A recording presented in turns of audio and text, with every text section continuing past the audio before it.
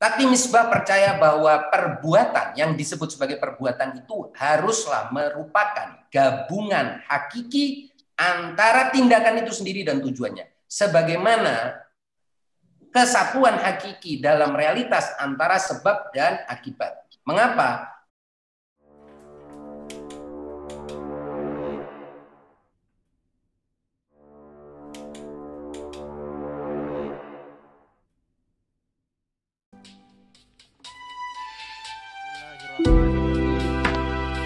Assalamualaikum warahmatullahi wabarakatuh.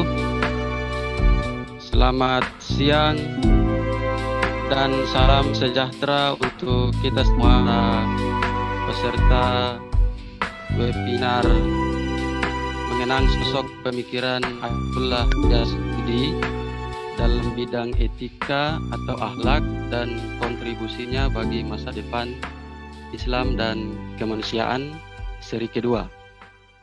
Puji syukur kita panjatkan kehadirat Allah Subhanahu wa Ta'ala atas nikmatnya sehingga kita masih bisa hadir dalam ruang-ruang virtual pada hari ini untuk mengkaji pemikiran terutama dalam bidang etika dari Profesor Ayatullah Taqi Misbah Yazdi. Salawat dan salam kita turkan kepada baginda Nabi Muhammad SAW, para keluarganya, sahabatnya, dan mudah-mudahan pada hari akhir nanti kita mendapatkan syafaatnya.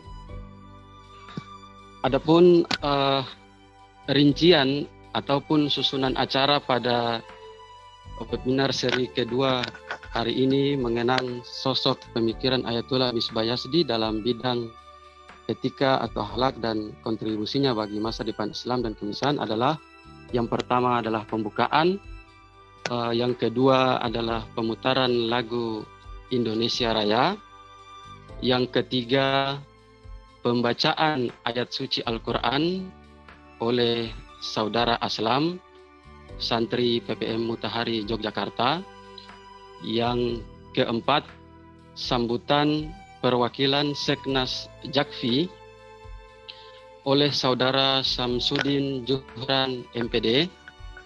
Yang kelima adalah ambil alih acara diskusi webinar oleh moderator, yakni oleh Saudari Fardiana Fikria Zaini STHI MA selaku Seknas Jakfi Nusantara. Yang keenam masuk kepada pembicara utama atau pemaparan terkait dengan pemikiran Profesor Ayatullah Misbah Yazdi yang terkait dengan bidang akhlak atau etika oleh Ustadz Musa Kazim MA. Beliau adalah pengasuh komunitas pembelajar Islam atau KUPAS dan sekaligus juga penerjemah buku Das Filsafat Islam karya Ayatullah Misbah Yazdi. Yang ketujuh nanti akan dilakukan diskusi tanya jawab oleh peserta yang akan dipandu oleh saudari moderator. Dan sebagai info nanti pada akhir acara nanti akan ada door prize untuk 5 penanya. Dan door prize nanti akan diberikan 5 buku yang berjudul Akunya Dia. Nanti 5 orang penanya terbaik akan dipilih oleh saudari moderator Mbak Fikria. Yang ke-8 nanti penutup doa bersama oleh saudara Aslam. Oke, selanjutnya kita lanjut pada acara kedua, yakni pemutaran lagu Indonesia Raya.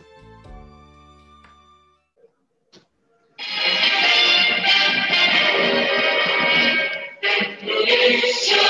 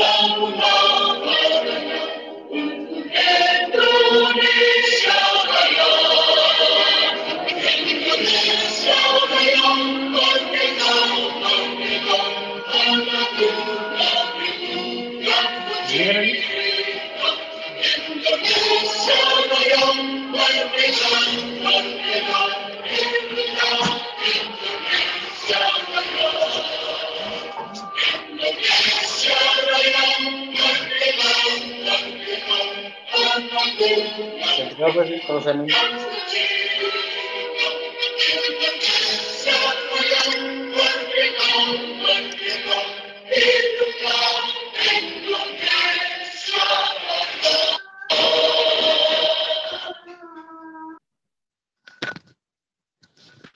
Halo, bisa terdengar suara Mbak? Oke. Ya, oke. Ya, acara selanjutnya kita masuk pada pembacaan ayat suci Al-Quran oleh Saudara Aslam, Santri PPM Mutahari Jogja. Kepada Saudara Aslam kami persilakan. Bismillahirrahmanirrahim. Assalamualaikum warahmatullahi wabarakatuh.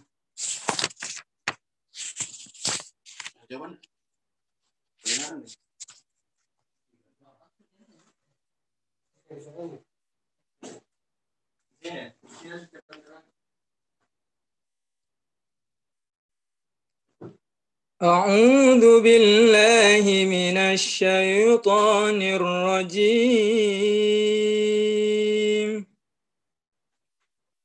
بسم الله الرحمن الرحيم.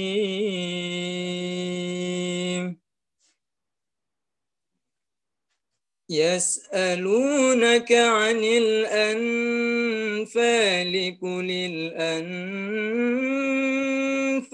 لله والرسول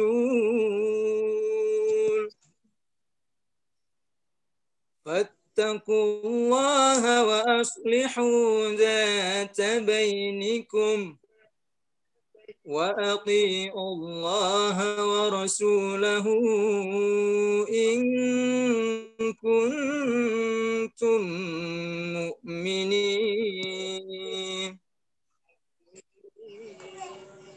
إنما المؤمنون الذين إذا ذكر الله وجلت قلوبهم وإذا تليت عليهم آياته زادتهم إيمانا وعلى ربهم يتوكلون. الذين يقيمون الصلاة ومما رزقناهم ينفقون أولئك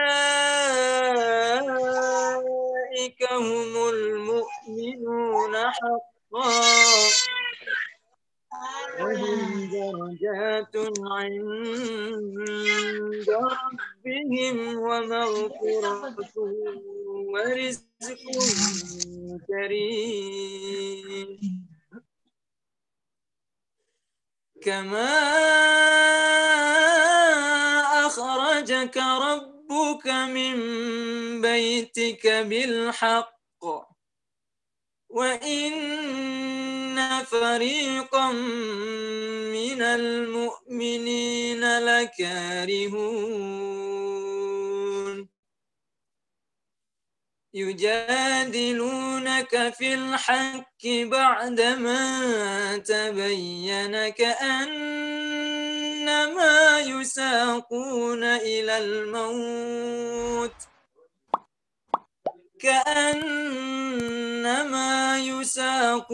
إلى الموت وهم ينظرون. صدق الله العظيم. Wassalamualaikum warahmatullahi wabarakatuh. Waalaikumsalam warahmatullahi wabarakatuh. Ya, acara selanjutnya yakni sambutan perwakilan Seknas Jakfi oleh Saudara Syamsuddin Jurhan MPD. Kepada Saudari Syamsuddin Jurhan, kami persilakan. Bismillahirrahmanirrahim. Alhamdulillah wa syukurillah la haula wa la quwwata illa billahil aliyyil azim. Allahumma shalli ala Muhammad wa ali Muhammad. Assalamualaikum warahmatullahi wabarakatuh. Waalaikumsalam warahmatullahi wabarakatuh. Selamat sore bagi teman-teman semuanya yang telah bergabung di webinar kedua dari serial Filsafat Islam yang membahas tentang sosok Ayatullah Misbah Yazdi. Di sesi kedua ini kita akan membahas tentang pikiran-pikiran beliau tentang etika dan juga akhlak ya seperti itu. Nah, saya berterima kasih kepada Roshan Fikir Institute yang sudah mempersembahkan webinar kedua ini dan juga Pondok Pesantren Mutahari Yogyakarta dan juga didukung oleh konselor Republik Islam Iran yang juga sudah mendukung acara kita hingga berjalan pada pekan kedua di hari Kamis pada hari ini. Saya juga mengucapkan terima kasih kepada Ustadz Mustakazim MA yang juga sudah hadir bersama kita. Mudah-mudahan nanti teman-teman bisa menyimak penyampaian materi beliau secara dalam, kemudian bisa berdiskusi langsung dengan beliau. Teman-teman bisa melontarkan pertanyaan secara langsung di kolom chat ya seperti itu. Kemudian saya juga berterima kasih kepada Mbak Fikria selaku moderator yang akan juga memandu acara kita. Semoga nanti bisa berjalan sesuai dengan apa yang telah kita agendakan ke depannya seperti itu. Kemudian saya juga ingin menyapa teman-teman yang mungkin sedang nonton bareng di Pondok Pesantren Mutahari, ada Maktab Husainia dan juga teman-teman dari maktab yang lainnya. Semoga kita bisa mengambil manfaat, mengambil hikmah dari acara webinar ini. Mudah-mudahan acara ini bisa menjadi berkah bagi kita semua, minimal bisa memberi pandangan-pandangan kita tentang pikiran-pikiran filsafat Islam dari Ayatullah Misbah Yazdi. Saya perwakilan dari Seknas Jakfi Nusantara mengucapkan terima kasih sebanyak-banyaknya buat teman-teman yang sudah hadir di agenda webinar kita kali ini, dan mungkin teman-teman juga yang baru mengikuti agenda kita yang kedua ini, selamat bergabung. Semoga bisa mengikuti penyampaian-penyampaian akan disampaikan oleh pemateri nantinya seperti itu. Saya minta maaf bila ada banyak kekurangan dari agenda ini, mewakili dari seluruh teman-teman panitia dan juga teman-teman dari Seknas Jakfi Nusantara, mengucapkan minta maaf sebesar-besarnya. Mudah-mudahan ke depannya kita bisa bertemu lagi di acara webinar kita yang ketiga dan keempat, bahkan seterusnya. Insya Allah Seknas Jakfi akan membuat webinar selama 1 tahun di 2021 ini dengan tema-tema yang segar dari filsafat barat dan juga filsafat Islam tentunya, dan mengundang atau menghadirkan tokoh-tokoh yang mungkin memiliki kompetensi di bidangnya, misalnya tema gender ataupun tema-tema filsafat yang lainnya seperti itu. Terima kasih, itu saja mungkin yang bisa saya sampaikan kepada teman-teman. Selamat berdiskusi, selamat menyimak materinya. Terakhir, billahi taufiq wal hidayah. Assalamualaikum warahmatullahi wabarakatuh. Terima kasih. Waalaikumsalam warahmatullahi wabarakatuh. Waalaikumsalam warahmatullahi wabarakatuh. Terima kasih kepada Saudara Syamsuddin Jurhan atas sambutannya. Ya, selanjutnya kita masuk pada acara inti atau acara utama, yakni pemaparan pemikiran Ayatullah Misbah Yazdi terkait dengan pembahasan akhlak atau etika ya oleh Ustadz Musa Kazim, yang akan dipandu atau yang akan menjadi moderator oleh saudari Mbak Fikria, karena itu waktu dan tempat saya persilakan Mbak Fikria. Ya, terima kasih. Assalamualaikum warahmatullahi wabarakatuh. Waalaikumsalam warahmatullahi wabarakatuh. Muhammad wa ali Muhammad. Terima kasih saya ucapkan kepada Jaringan Aktivis Filsafat Islam, Roshan Fikir Institute, kemudian PPM PPM Madrasah Mutahari ya, untuk pesantren Muqtada Mutahari, dan IKRO atau Konsuler Budaya Iran. Pada kesempatan kali ini saya selaku moderator akan berusaha untuk mendampingi acara ini hingga akhir acara nanti. Sebelumnya saya ucapkan selamat datang Ustadz Musa Kazim. Mungkin masih ingat saya sebagai muridnya Ustadz waktu di Sadra. Selamat datang Ustadz Musa. Ya, Assalamualaikum warahmatullahi wabarakatuh.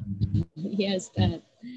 Ustadz Musa ini sebagai pengasuh komunitas pembelajar sekaligus penerjemah Daras Filsafat Islam karya Ayatullah Misbah Yazdi sendiri. Oke, baik. Jadi kalau minggu lalu kita dihantarkan tentang pengantar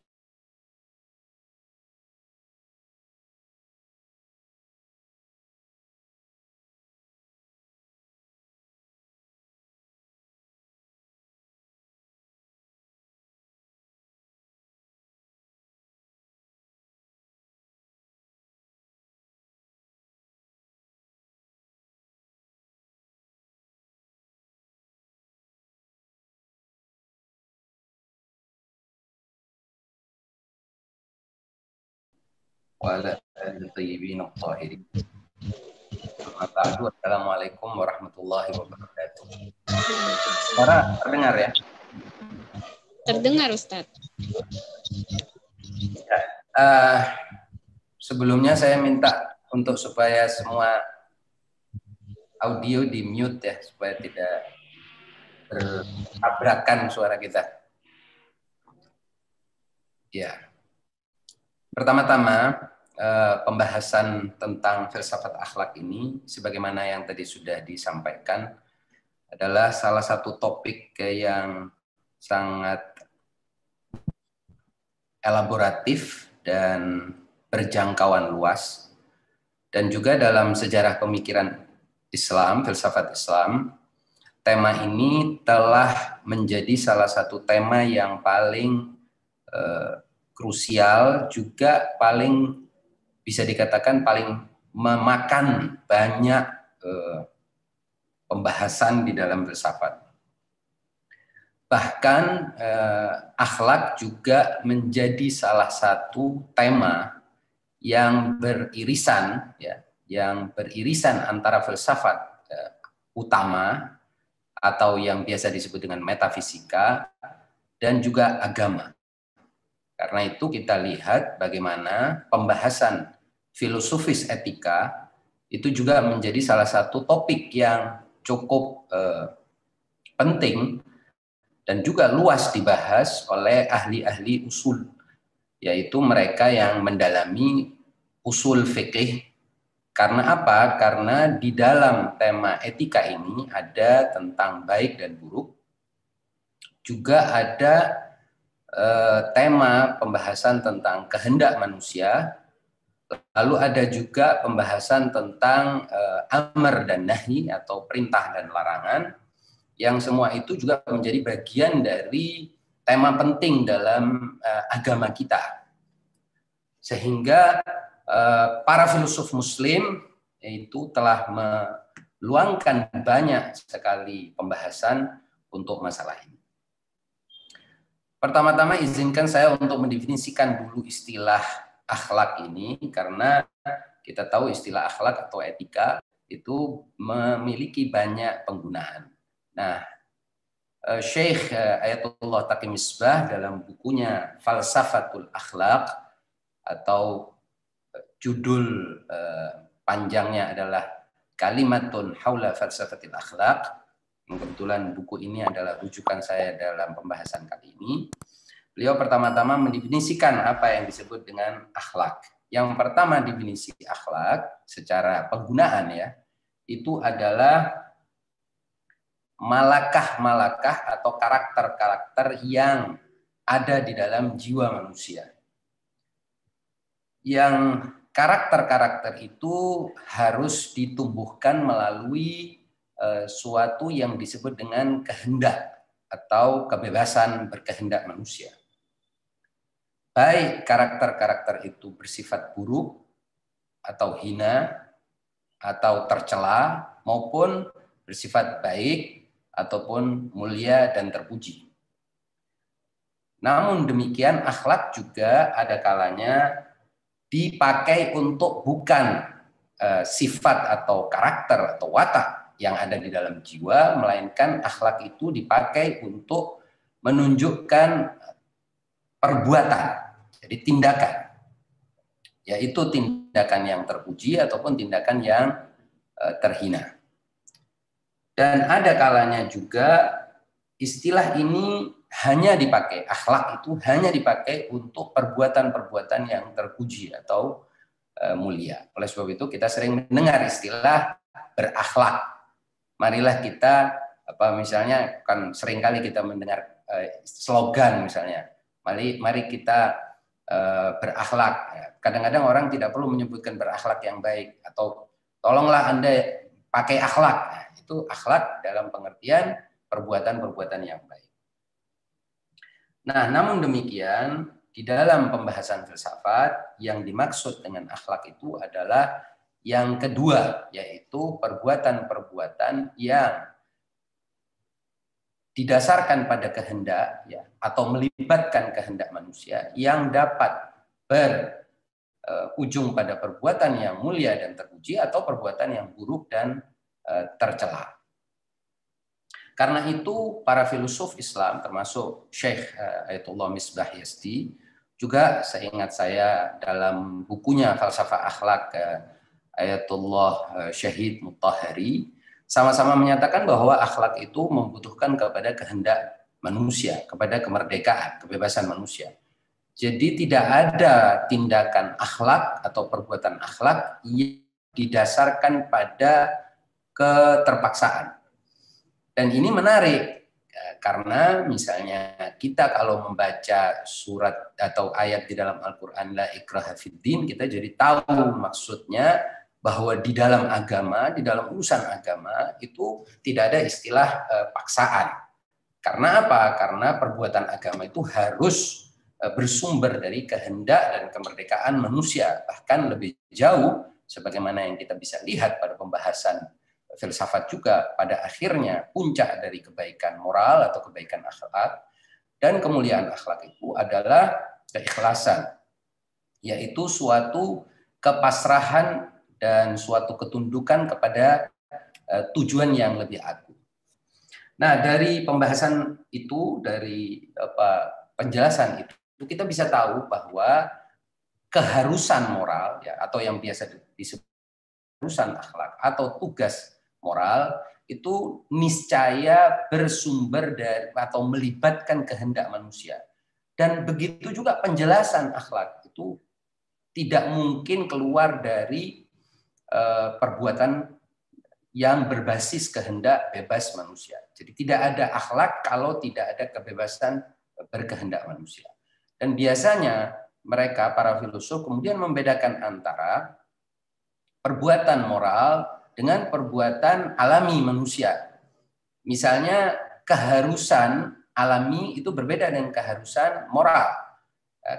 Keharusan alami itu umpamanya misalnya ketika kita mengatakan bahwa kalau Anda ingin memasak air, maka Anda harus memanaskan air tersebut di derajat tertentu. Ini artinya keharusan di sini bukan keharusan yang melibatkan kehendak. Artinya kalau Anda tidak mau, ya air itu tidak akan mendidih. Tapi kalau Anda lakukan, ini keniscayaan, niscaya dia akan mendidih. Begitu juga dalam persoalan logika misalnya. Ketika disebut misalnya Anda harus memiliki premis minor dan premis mayor yang benar agar mendapat kesimpulan yang benar. Ini semua bukan sesuatu yang melibatkan kehendak manusia. Artinya kalau ada premis minor yang tepat, yang benar, valid, sahih, dan premis mayor yang sahih, maka Anda akan mendapatkan konklusi yang sahih. Begitu juga dalam matematika, dalam fisika, dan dalam ilmu-ilmu eksakta lainnya, apa yang disebut sebagai keharusan dalam ilmu-ilmu tersebut adalah keharusan non-moral karena tidak melibatkan kehendak manusia. Ini poin penting untuk kemudian kita bisa pahami banyak persoalan yang mungkin kelihatannya ini penjelasan atau pengantar ini tidak penting, tapi nanti kita akan tahu ketika kita gunakan dalam kehidupan manusia, dalam kehidupan sosial, politik, negara, kita akan paham mana yang disebut sebagai kehendak bebas manusia dan mana yang disebut sebagai keniscayaan. Jadi tema pembahasan atau penjelasan atau pengantar ini penting sekali untuk kemudian tidak menjebak kita dalam kesalahpahaman yang keliru, yang berkelanjutan. Nah, dari penjelasan itu kemudian kita bertanya, apa sih sumber utama dari perbuatan akhlak tersebut? Ada banyak teori yang dikemukakan, tentunya filsafat Barat ya memiliki banyak teori di dalam soal ini. Misalnya kita bisa lihat, tapi mulai kita bahas dulu dengan filsafat Islam, kemudian kita lihat bagaimana penjelasan atau teori-teori filsafat Barat terkait tentang sumber perbuatan akhlak. Yang pertama adalah sumber perbuatan akhlak itu dalam filsafat Islam adalah sesuatu yang di luar kemampuan manusia ya. Artinya dia harus datang dari sesuatu yang lebih tinggi daripada manusia dan juga lebih tinggi daripada daya-daya fakultatif manusia yang meniscayakan manusia untuk mengikutinya, yaitu hukum moral dari Tuhan, dari Allah Subhanahu wa taala. Nah, ini adalah pandangan umum para filsuf muslim, juga para ahli atau mutakallim pada umumnya. Kemudian yang kedua, teori yang mengatakan bahwa akhlak manusia itu bersumber dari hati atau dari apa yang biasa disebut sebagai hati nurani manusia, yang dalam istilah bahasa Arab disebut dengan adh-dhamir ya, dari sanubari manusia.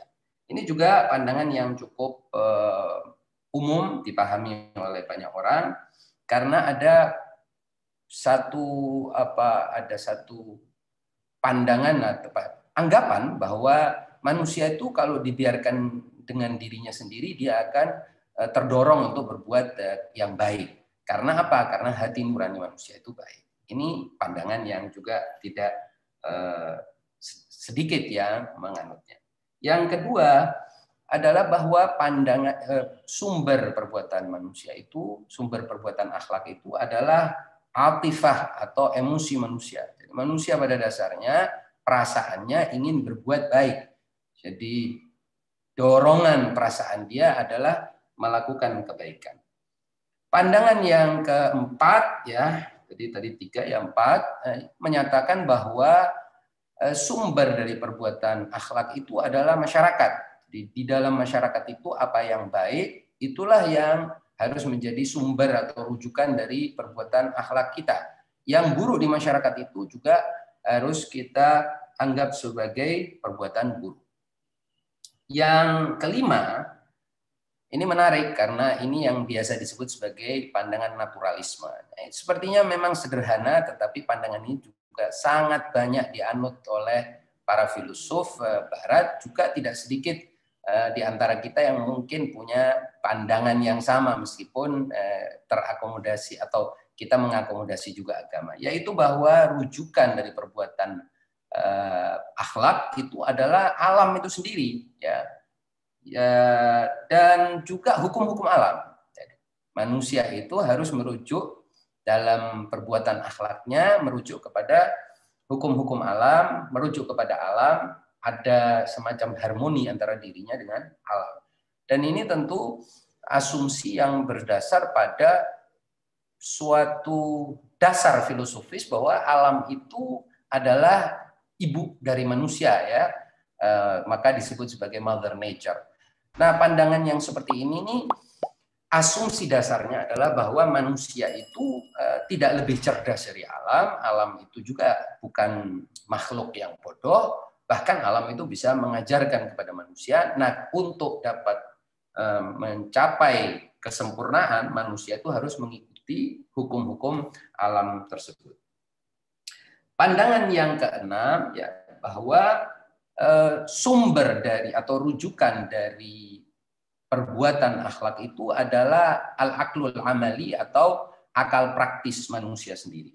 Nah, di dalam akal praktis manusia itu ada sebagaimana akal teoritisnya memiliki apa yang disebut sebagai badihiyat, yaitu hal-hal yang swabukti, yang niscaya dibenarkan oleh akal manusia.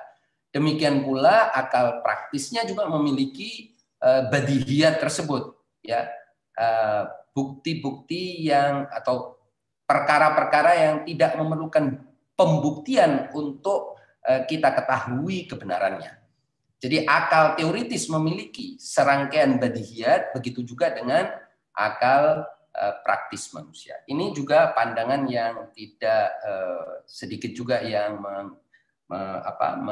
menerimanya, dan pandangan ini berasal, kalau di Barat tentu ini berasal dari Kant, Immanuel Kant, yang kita mungkin bisa baca dalam sejumlah bukunya, terutama ketika sang filosof Barat yang luar biasa ini, saya sendiri pengagumnya, dan juga kebetulan Syekh Taqi Misbah juga menyebutnya sebagai salah satu pemikir unggulan Barat. Beliau filosof kita ini, Immanuel Kant ini, menulis buku yang disebut dengan Critique of Pure Reason, di mana beliau menyebutkan bahwa perbuatan-perbuatan baik manusia itu dasarnya adalah practical reason atau nalar praktis manusia. Nah, pandangan berikutnya menyatakan bahwa sumber dari perbuatan akhlak itu adalah tabiat manusia sendiri. Jadi manusia ini memiliki insting-insting, memiliki naluri yang itulah yang menjadi sumber dari perbuatan akhlak. Tentu kita, ini cuma sekedar saya sampaikan atau presentasikan sekian banyak teori ini untuk nanti kita cerna masing-masingnya. Nah, memang ini sendiri kita bisa tahu bahwa pandangan seperti ini pandangan yang aneh ya, tetapi ini juga banyak yang menganut dan mengikutinya, karena dasarnya mereka mengatakan bahwa manusia ini makhluk yang paling unggul, dialah yang menentukan nasibnya sendiri, ya kan? Yang disebut sebagai manusia adalah the captain of his destiny. Manusia itu harus menjadi nahkoda dari nasibnya sendiri. Kita bisa lihat pandangan seperti ini pada misalnya filosof seperti Friedrich Nietzsche misalnya, dan juga sejumlah filosof Barat lain yang percaya bahwa manusia itu harus mengikuti insting dan nalurinya sendiri. Dengan mengikuti insting dan nalurinya, dia akan mampu melakukan kebaikan-kebaikan. Pandangan yang ke-8 ya menyatakan bahwa sumber perbuatan baik atau perbuatan akhlak itu adalah apa yang disebut sebagai akal yang mendorong manusia untuk mencari kenikmatan. Nah, dan juga mencari kenikmatan atau juga kesenangan dan juga keuntungan. Nah, akal yang mendorong manusia untuk mencari kesenangan, kenikmatan, keuntungan ini pada akhirnya akan membuat manusia, memaksa manusia untuk melakukan serangkaian perbuatan akhlak. Ini juga salah satu yang dipegang oleh para filosof. Nah, juga berikutnya sumber perbuatan akhlak itu adalah pengalaman, ya, eksperimen. Ini juga tidak jarang dianut. Mungkin mereka yang menyebut dirinya sekarang ini dengan kelompok social construct, ya, biasanya disebut dengan social construct. Mungkin nanti kalau ada webinar selanjutnya perlu dicari yang paham betul tentang konstruksionisme ini, menyatakan bahwa pada dasarnya manusia itu terus berkembang, budayanya berkembang, peradabannya berkembang terus, dan itulah yang harus, dan itu dasarnya adalah pengalaman, eksperimen manusia. Jadi semuanya itu proses. Manusia itu tidak pernah punya pijakan awal. Jadi nggak ada istilah dari awal manusia sudah punya serangkaian kebaikan dan kesempurnaan.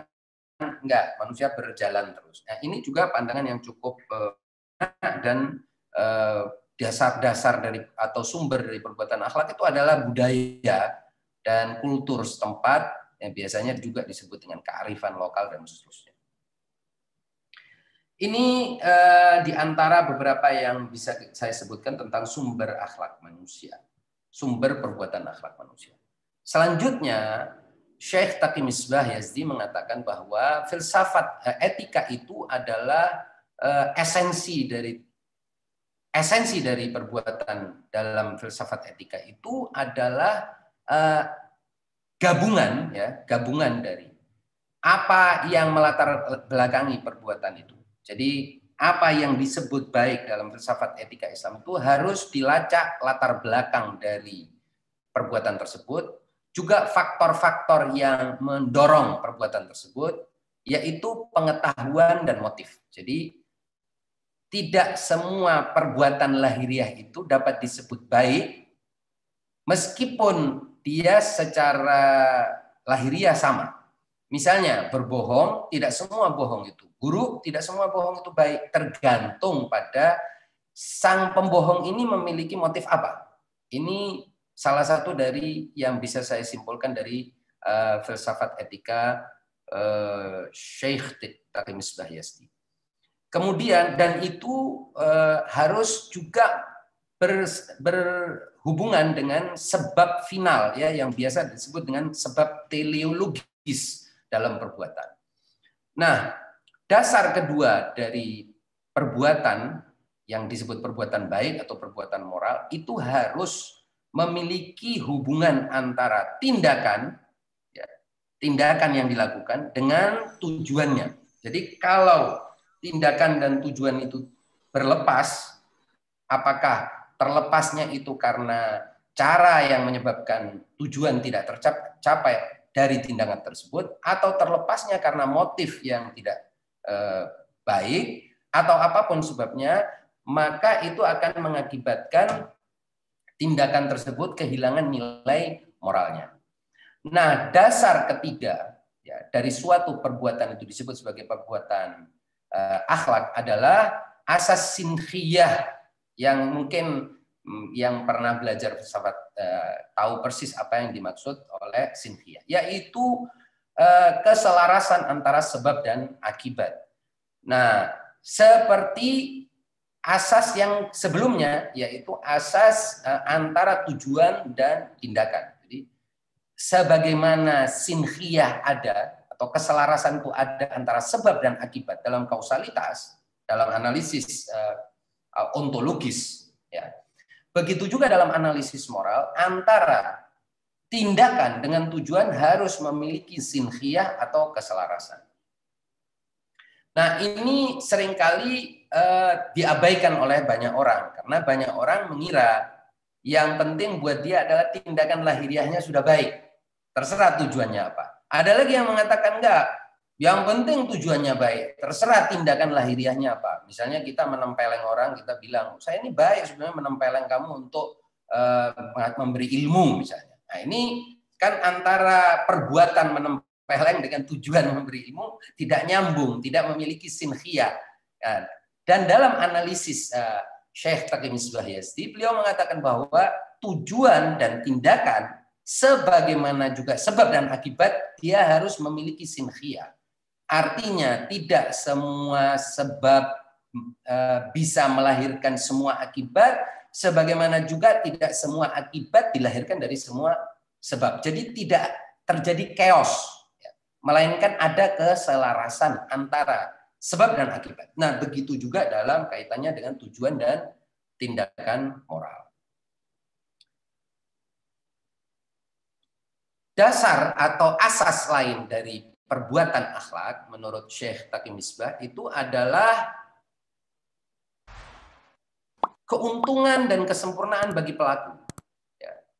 Jadi harus ada keuntungan dan kesempurnaan bagi pelaku tindakan moral tersebut.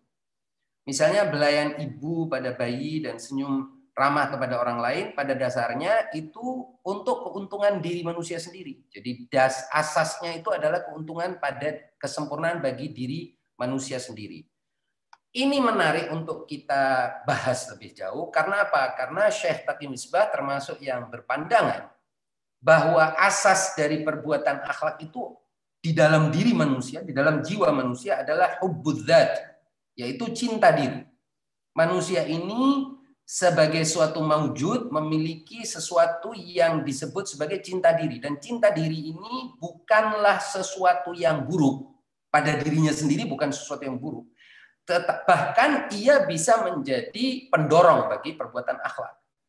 Jadi kalau kita mencintai diri, maka kita akan mencari apa yang terbaik buat diri kita. Apa yang menyempurnakan diri kita. Apa yang menguntungkan bagi diri kita. Apa yang mengandung manfaat bagi diri kita. Dan karena itu saya harus atau aku lakukan serangkaian perbuatan tersebut. Jadi cinta diri ini merupakan asas dan pemantik dari perbuatan akhlak manusia. Karena itu misalnya di dalam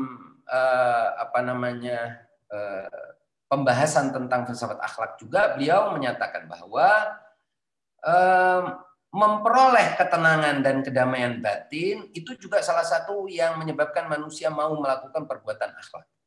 Ya, dan ini juga sesuai dengan prinsip di dalam Al-Quran, misalnya ketika Allah mengatakan bahwa kalau engkau berbuat baik, in ahsantum li anfusikum. Kalau engkau berbuat baik, sebetulnya engkau berbuat baik untuk dirimu sendiri. Nah, menarik di sini mengapa Al-Quran itu juga menekankan pada mengembalikan kebaikan itu pada diri manusia. Mengingatkan manusia bahwa manusia makhluk yang berpikir, yang mencintai dirinya sendiri. Kalau engkau berbuat baik, sesungguhnya engkau tuh sedang berbuat baik untuk dirimu sendiri. Mengapa Allah mengingatkan seperti ini? Karena pada dasarnya di dalam manusia, di dalam dirinya ada cinta pada dirinya sendiri. Nah, begitu juga kalau ada misalnya kita dengar khairun nasi anfa'uhum linnas, atau sebaik-baik manusia yang bermanfaat bagi manusia yang lain atau bagi manusia kebanyakan, itu sebetulnya juga manfaat akan kembali kepada dirinya sendiri. Nah, persoalan yang membedakan, persoalan penting ini sebagai penutup, yang membedakan antara filsafat etika Islam dan filsafat etika lainnya ialah definisi dari tujuan dan kesempurnaan itu. Jadi apa itu tujuan akhir dan apa itu kesempurnaan dalam tindakan. Apakah kesempurnaan, keuntungan, dan tujuan hakiki dan terbesar manusia itu yang menjadi poros utama semua pertimbangan moral itu sesuatu yang bersifat material atau sesuatu yang bersifat non-material dan ilahi. Ini sudah sebetulnya pokok poin dari perbedaan antara filsafat, seluruh pemikiran filsafat barat yang saya sampaikan tadi ada 9 di antaranya juga filsafat Islam. Dari 8 yang saya sebutkan tadi tentang apa yang disebut sebagai atau sumber rujukan dari perbuatan moral, dari semua itu intinya bisa kita belah menjadi 2, yaitu tujuan akhir dari perbuatan moral itu apakah sesuatu yang bersifat material duniawi yang kita lihat sekarang ini, atau sesuatu yang non material duniawi yang tidak semuanya yang berada di alam. Disinilah inti perdebatan yang sebenarnya. Karena itu filsafat etika itu menjadi salah satu pembahasan penting dalam filsafat utama atau metafisika Islam. Karena apa? Karena metafisikalah yang menjelaskan apakah ada realitas imaterial, realitas di luar yang empiris atau tidak ada. Kalau kita sepakati atau kita yakini ada sesuatu realitas di luar yang empiris, barulah kita berbicara tentang makna atau barulah kita punya peluang dan akses untuk berbicara tentang filsafat etika Islam. Tapi sebelum itu tuntas, maka pembahasan tentang filsafat etika itu menjadi tidak berguna dalam sudut minimal dari sudut pandang filsafat Islam. Atas dasar ini, semua tindakan objektif ya, tindakan lahiriah yang berada di arus atau di jalan perjumpaan dan mendekatkan diri kepada Allah Dan kesempurnaan non material adalah tindakan baik. Atau dalam istilah agama disebut sebagai ibadah. Jadi ibadah ini dalam pengertian Syekh Taqi Misbah Yazdi. Jadi ibadah itu bukan saja tindakan lahiriah ritual yang terlihat, melainkan keadaan manusia hidup, bekerja, berusaha dengan motif mendekatkan diri kepada Allah, dan atau dalam bahasa agamanya disebut dengan niat menuju atau mendekatkan diri kepada Allah Subhanahu wa taala. Nah, karena itu ya teman-teman semua yang membaca misalnya filsafat akhlak dari Syekh Taqi Misbah Yazdi atau Syahid Mutahari akan sering menjumpai bagaimana persoalan niat muncul di dalam pembahasan mereka. Dan itulah tadi yang saya sebutkan, persoalan ini niat ini tadi, ini tema yang kemudian bukan hanya para filsuf muslim yang membahasnya, tapi juga para ahli usul, karena termasuk dalam rukun ibadah atau syarat ibadah. Nah, secara umum sebagai ringkasan bahwa Syekh Taqi Misbah Yazdi ingin menjelaskan beberapa hal berikut ini. Pertama, bahwa konsep-konsep agama itu bersifat rasional dan bisa dibuktikan dengan pembuktian filosofis. Bahkan seluruh pembuktian kebenaran agama itu bukan sekedar benar secara rasional, tapi juga berujung pada sesuatu yang badihi atau fitri. Yang kedua, konsep agama itu responsif dengan masalah kemanusiaan secara umum. Yang kedua, bahwa konsep-konsep agama itu dapat dikerjakan dalam kehidupan.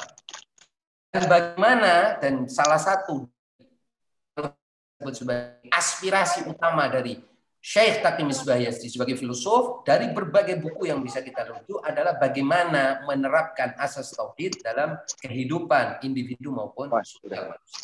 Saya kira itu yang bisa saya sampaikan sebagai pengantar, karena ini juga temanya sangat luas ya, jadi saya juga mencoba untuk membahasnya sebagai rangkaian tema dan subtema yang bisa dijadikan sebagai rujukan diskusi selanjutnya. Terima kasih. Untuk peserta silakan mematikan dulu, di-mute dulu ya mikrofonnya supaya suaranya tidak bertabrakan. Oke, kita buka sesi tanya jawab. Untuk yang bertanya silakan mengisi kolom chat.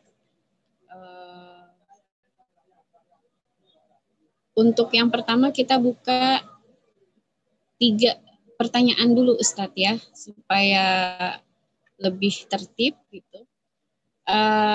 Ini sangat menarik dan memang begitu sistematis penyampaian Ustadz Musa tadi, mulai dari sumber akhlak, kemudian esensi menurut Muhammad Taqi Misbah Yazdi ini, esensi dari perbuatan itu apa. Jadi memang yang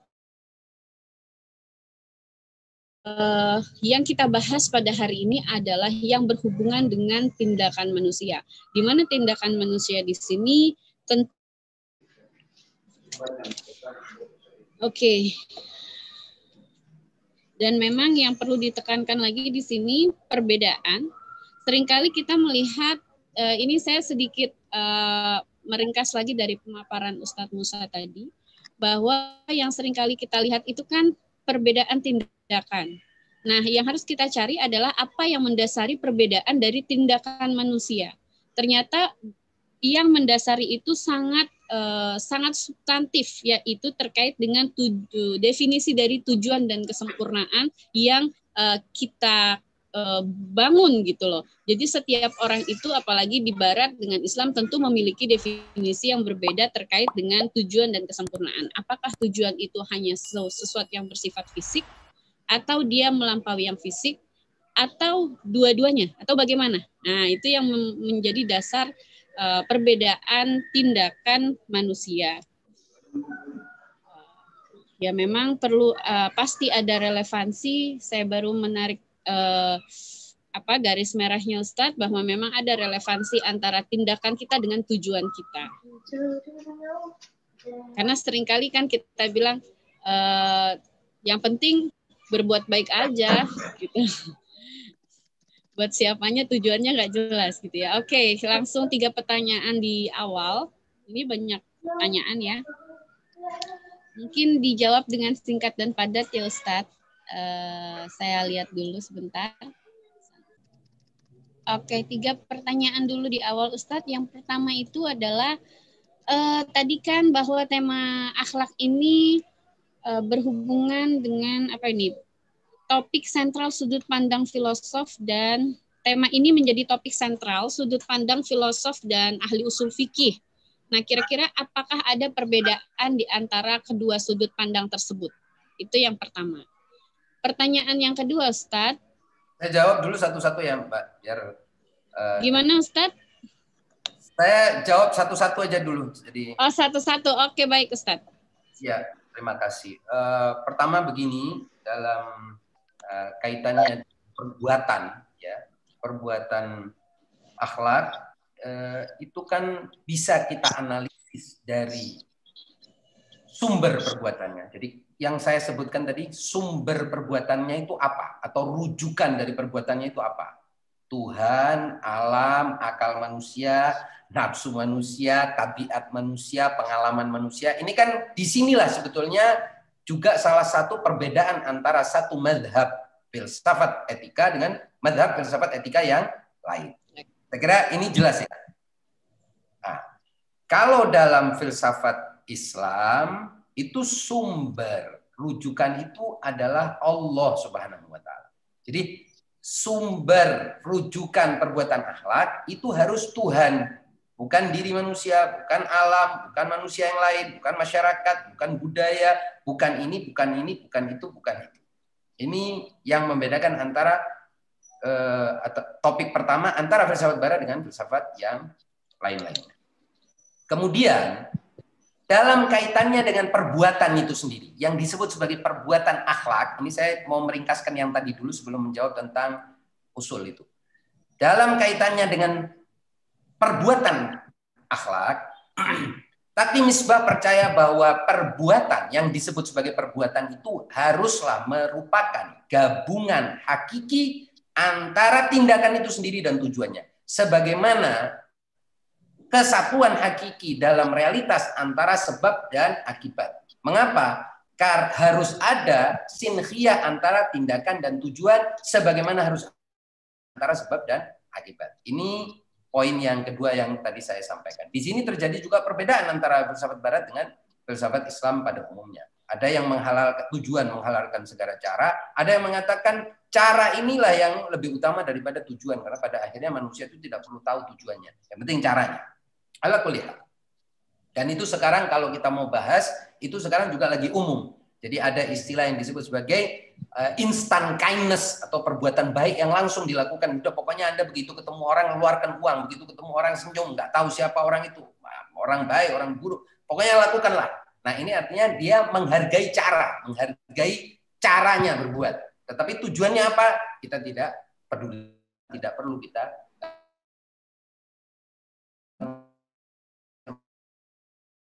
Adapun kaitan dengan menjawab pertanyaan yang barusan disampaikan, apakah ada antara para filsuf muslim ahli usul fikih dalam kaitannya dengan etika? Jelas ada dan terjadi perdebatan yang sangat sengit, tapi tampaknya kayaknya kalau di sini kita bahas terlalu teknis.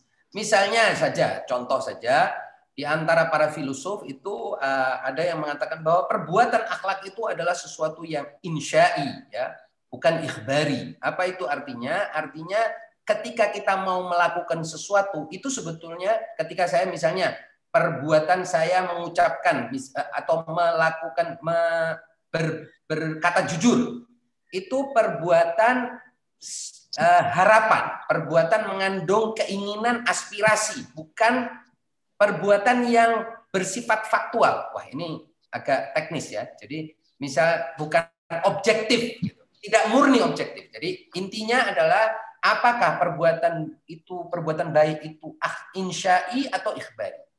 Di antara para filsuf umumnya mengatakan bahwa itu adalah perbuatan akhlak itu perbuatan insya'i, filsuf Islam. Tapi para ahli usul mengatakan bahwa perbuatan baik itu, perbuatan akhlak itu di dalam dirinya ada insya, tetapi juga ada ikhbar, ada deklarasi. Nah, bukan hanya sekedar keinginan, tapi juga ada deklarasi pernyataan tertentu. Artinya konsepnya seperti itu. Ini kira-kira perbedaannya. Kemudian juga ahli usul kan pendekatannya itu biasanya berdasarkan pada analisis terhadap teks, ya. Juga akal tentu, tapi teks itu diutamakan. Adapun filsuf, biasanya filsuf Islam tidak terlalu mendahulukan teks. Meskipun belakangan, sebagaimana yang kita ketahui setelah era Ibnu Sina, para filsuf Islam itu lebih rajin lah itu ya buka teks daripada para filsuf Islam sebelum era Ibnu Sina. Bahkan Ibnu Sina sendiri sebagaimana yang kita ketahui sangat akrab dengan teks-teks suci agama.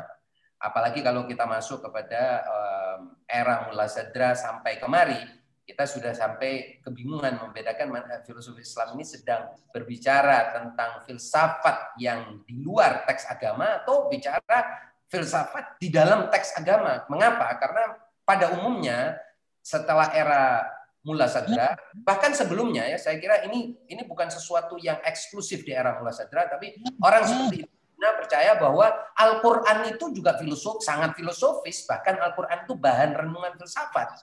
Karena tidak ada yang lebih filosofis daripada teks-teks Al-Quran bagi orang seperti Ibnu Sina dan lain sebagainya. Jadi sudah tidak lagi dikotomis sebagaimana yang sebelumnya. Saya kira itu aja jawabannya.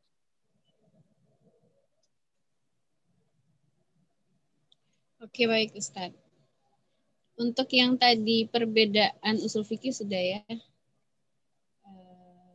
Kemudian ini Ustadz, dari Sami'un al-Mus'adi, kita ketahui bahwa Ayatullah Misbah Yazdi salah satu tokoh atau anggota panitia revolusi kebudayaan Iran, dan salah satu tugasnya ialah mengintegrasikan buku-buku pelajaran di perguruan tinggi. Dari sekian konsep pemikiran beliau tentang etika atau akhlak, dalam hal ini adalah revolusi kebudayaan, apa yang paling relevan untuk konteks Indonesia yang kita ketahui beragam agama dan budaya, serta pengaplikasiannya harus di bidang mana? Sosialkah, politikkah, pendidikankah, atau bidang yang lainnya? Seperti itu, Ustaz.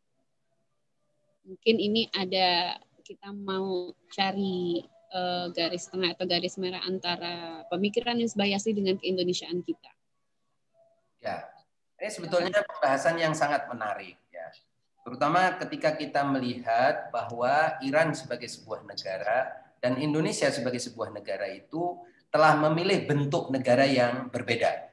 Tetapi banyak kesamaan yang bisa kita anggap sebagai kesamaan yang mampu saling belajar lah ya. Eksperimen yang ada di Indonesia bisa ditransfer ke Iran, eksperimen yang ada di Iran bisa transfer ke Indonesia.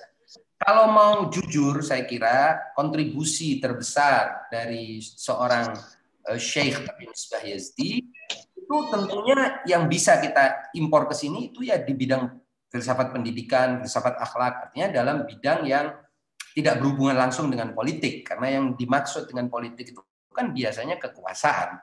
Dan kalau kekuasaan itu kan sesuatu yang sangat geografis, sangat lokal, dan tidak bisa dikait-kaitkan dengan konteks terlalu universal. Politik itu dinamika lokal, dinamika maksimal, mungkin dinamika regional, dan itu tidak berhubungan langsung dengan politik yang ada di Iran.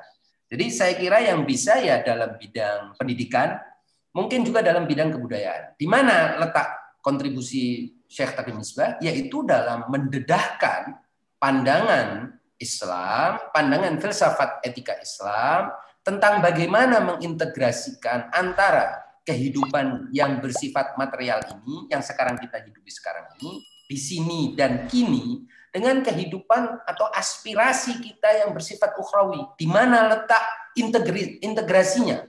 Bagaimana kita mengakomodasikan antara nilai-nilai duniawi kita, nilai-nilai lokal kita dengan nilai-nilai aspirasi ukhrawi kita. Ini yang mungkin dalam konsep pendidikan bisa masuk, bahkan bisa masuk dalam kurikulum pendidikan nasional. Lalu dalam soal kebudayaan, ini juga yang tidak kalah pentingnya.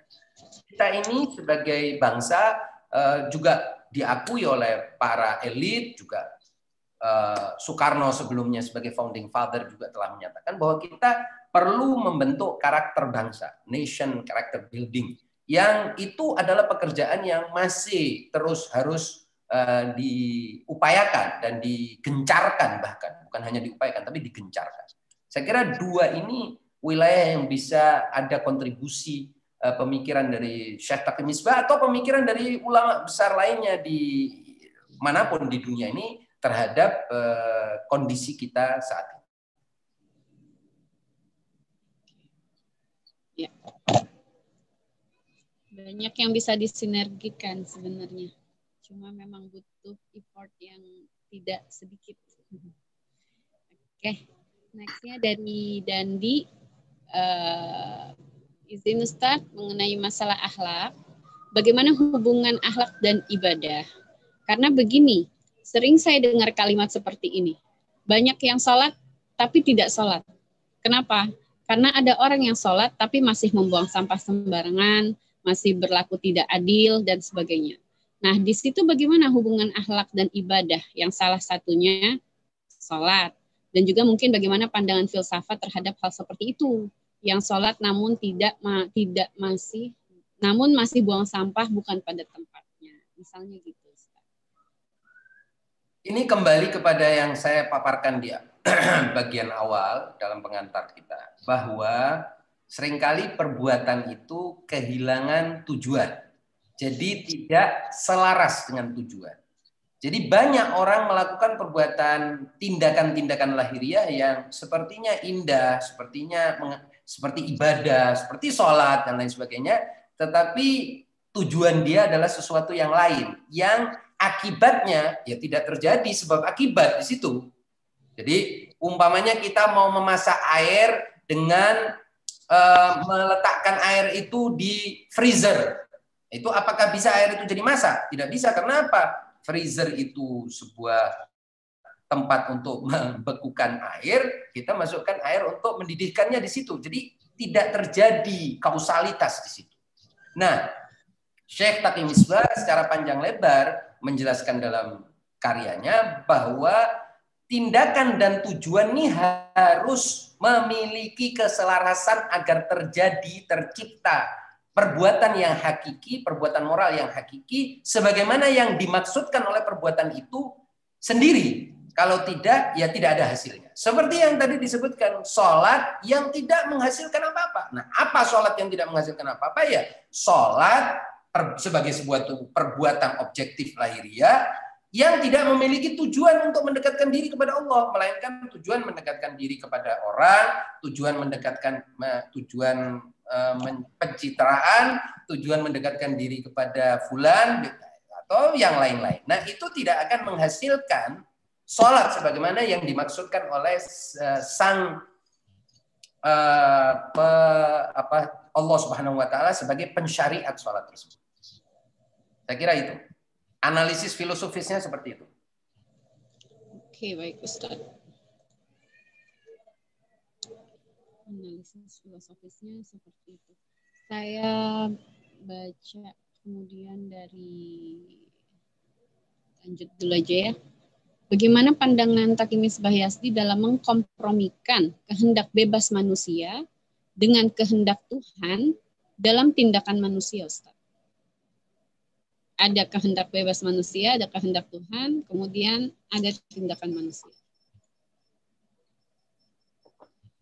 Iya, ini persoalan pelik sekali, tapi intinya Syekh Taqi Misbah tidak punya pandangan khusus tentang ini, tapi kita bisa lihat dari berbagai karyanya yang memiliki kesamaan dengan misalnya pandangan Allamah Tabatabai, pandangan pada umumnya banyak filsuf Muslim belakangan ini yang menyatakan bahwa kehendak bebas manusia itu adalah hakiki yang harus dipahami ya.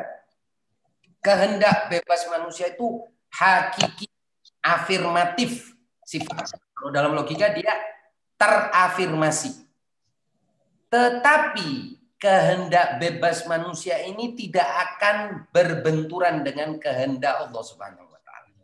Bagaimana tidak akan berbenturannya? Ya karena kehendak Allah Subhanahu wa taala mencakup segala sesuatu.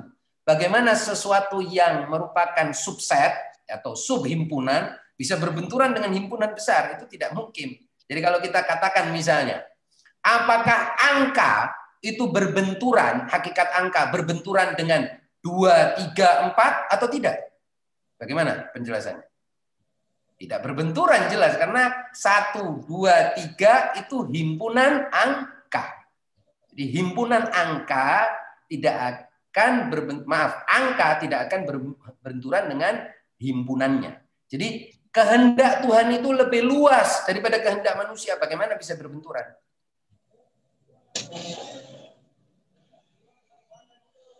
Jelas ya? Kedengaran penjelasan saya? Iya, Ustaz. Oke. Oke, Ustaz. Mana yang lebih utama menurut Ustaz dalam menentukan standar moral? Apakah imperatif syariat agama atau dorongan kesempurnaan ego manusia?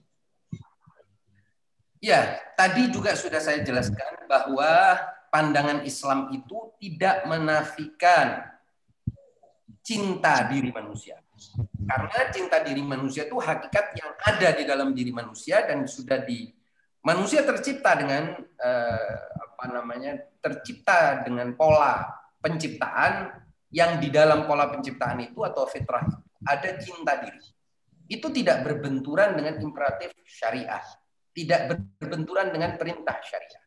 Nah, bagaimana cara supaya manusia itu mengenal egonya? Ini yang diajarkan oleh syariah.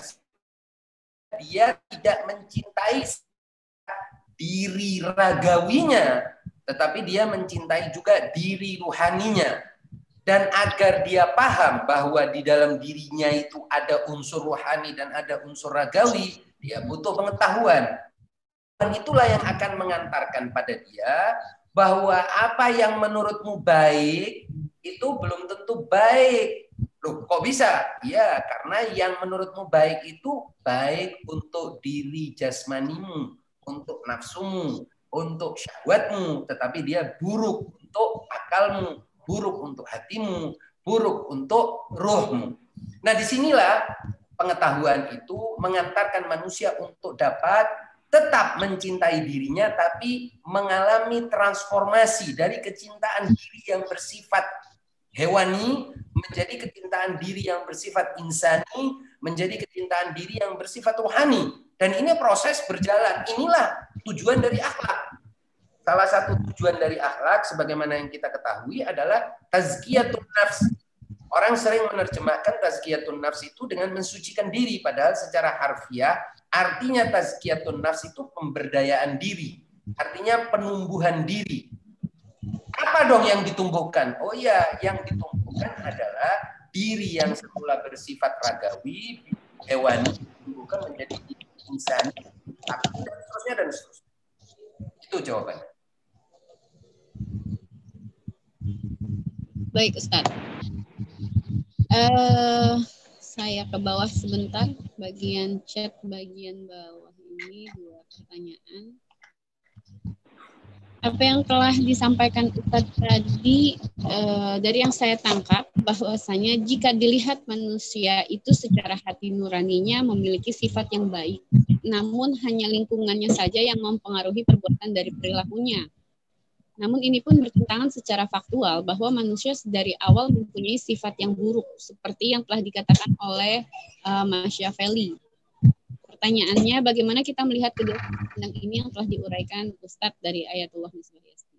Ya Ustadz, karena memang ada satu, eksis bahwa memang manusia ini dari awalnya memang sudah punya sifat buruk gitu loh. Sementara tantangan ya dengan apa yang tadi sifatnya baik. Ya. Memang sebagaimana yang kita bisa pelajari dari filsafat barat, pada umumnya ada ada sejumlah filsuf Barat yang memiliki pandangan yang pesimistik ya tentang manusia, sehingga menganggap bahwa manusia itu pada dasarnya makhluk yang buruk. Bahkan tidak sedikit yang mengatakan bahwa manusia itu makhluk yang gagal, produk gagal. Dari awalnya produk ini sebenarnya produk yang kepalang jadi gitulah istilahnya ya, kecelakaan dalam istilah sebagian mereka. Jadi defect, ada cacat bawaan dan seterusnya. Dan ini bukan pandangan yang jarang disampaikan. Kalau kita lihat belakangan ini pandangan yang umum itu ya pandangan pesimistik dan negatif tentang manusia itu justru menjadi salah satu yang dominan, terutama ketika mereka membahas tentang kerusakan lingkungan hidup. Yang dipersalahkan itu adalah manusia, dan mereka menganggap bahwa alam yang lain itu rusak karena perbuatan manusia. Nah, ini memang ada benarnya, tetapi tidak benar mengatakan bahwa manusia itu produk cacat. Semua yang ada pada manusia itu yang terjadi adalah ketidakmampuan manusia untuk tumbuh. Itu problem utamanya. Jadi misalnya kita bicara tentang manusia dari mulai bayi. Dari mulai bayi manusia itu belum memiliki akal, oleh sebab itu tidak turun syariat kepada bayi atau yang belum mengalami balik dan lain sebagainya. Kenapa? Karena biar tumbuh akalnya. Ketika akalnya sudah tumbuh, di mana dia bisa membedakan mana yang baik dan buruk, mulai bisa berpikir, mulai bisa memberikan konsiderasi, pertimbangan dan lain sebagainya, barulah turun bagi dia serangkaian taklif atau tugas. Nah, tugas itulah yang akan membawa dia kepada pendewasaan, pertumbuhan. Tadi yang saya sebut sebagai tazkiyatun nafs. Tazkiyatun nafs itu pertumbuhan jiwa. Kalau manusia ini cuma tumbuh fisiknya saja, jiwanya tidak tumbuh, ya dia akan menjadi binatang meskipun berwajah manusia. Itu dalam tinjauan filsafat akhlak Islam seperti itu.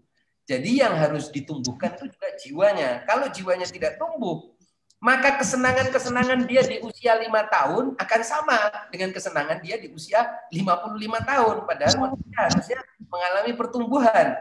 Sehingga kesenangan-kesenangan dia di usia 5 tahun, di usia 10 tahun, di usia 50 tahun, harusnya berbeda dengan kesenangan dia di usia 35 tahun, 45 tahun, dan seterusnya. Seharusnya yang terjadi pada manusia adalah ada pertumbuhan fisik sekaligus pertumbuhan jiwa dan ruh. Nah, kalau pertumbuhannya ini seiring, maka yang akan terjadi justru manusia itu akan menyempurna terus. Nah, pandangan yang pesimistik itu adalah pandangan yang umumnya tidak percaya ada pertumbuhan rohani. Bahkan tidak percaya ada dimensi ruh dalam diri manusia. Bahkan tidak percaya bahwa manusia ini memiliki sesuatu di luar reaksi-reaksi kimia atau jaringan-jaringan saraf, neurotik, neurologis, dan lain sebagainya. Dia tidak percaya. Kalau tidak percaya, bagaimana mau belajar untuk menumbuhkan sesuatu yang dia tidak percaya? Jadi ya aslan akan ditinggalkan semua itu. Ini yang saya kira menyebabkan sebagian pemikir Barat memiliki pandangan yang pesimistik seperti itu, dan pesimisme mereka berdasar kalau mereka tidak memiliki perspektif tentang dimensi lain dari ini. Dalam teori politiknya Syekh Taqi Misbah Yazdi, Ustaz, mengusung bentuk wilayatul faqih sebagai penjaga jurisprudensi hukum di suatu negara. Sementara dalam filsafat etikanya, beliau mengusung kebebasan kehendak seseorang dan menekankan bahwa maksud seseorang mestilah selaras dengan tindakan. Persoalannya dalam kehidupan bernegara, bagaimana kita bisa mengetahui dan mempercayai seorang pimpinan yang berniat baik, yaitu mensejahterakan rakyatnya, ketika mengambil sebuah kebijakan bagi rakyatnya bukan hanya menguntungkan pribadinya, karena dalam konteks Indonesia tidak ada wilayatul faqih.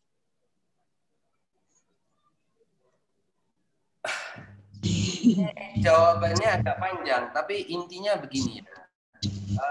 Pembahasan tentang wilayatul faqih itu kan pembahasan setelah kita yakini bahwa wilayatul faqih itu jalan yang paling sesuai dengan